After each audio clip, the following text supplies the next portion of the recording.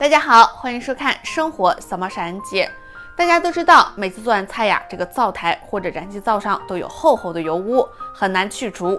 今天分享大家不需要一滴水也可以将这个灶台上清洁的干干净净，赶紧跟视频一起来了解一下吧。大家都知道，我们平时使用燃气灶的时候，经常燃气灶上有厚厚的油垢，比较难清洁。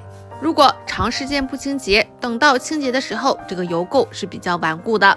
那今天分享大家只需要几样东西就可以轻松去除。第一样呢，就是小苏打。小苏打是可以强力去污、去除油污，效果是特别的好。接下来我们再准备食盐。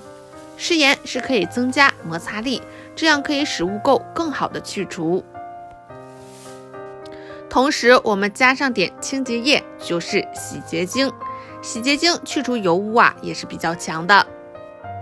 最后一样东西就是我们常用的白醋了。倒过白醋之后，我们需要浸泡一会儿。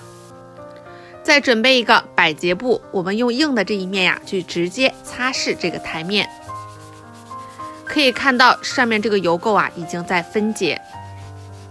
而且我们在擦拭的过程中是完全不费力，只需要轻轻的擦拭，可以看到油垢基本上都擦掉了。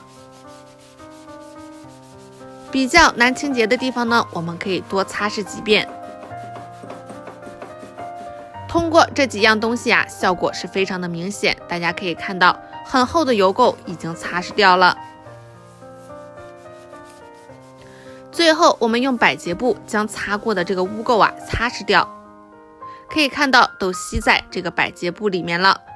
百洁布我们清洗一下，再擦拭1到2遍，或者是直接用抹布去擦拭。最后我们看一下效果是不是特别明显呢？只需要家里常见的几样东西就可以将燃气灶清洁的干干净净了。而且用这个方法是一点都不伤这个台面。如果你还在为清洁燃气灶而烦恼，就可以试试这个清洁方法，希望帮到大家哦。好了，今天的视频就到这里，这个清洁灶台的方法大家学会了吗？看完视频赶紧分享给朋友和家人，让更多人知道。我们下期再见。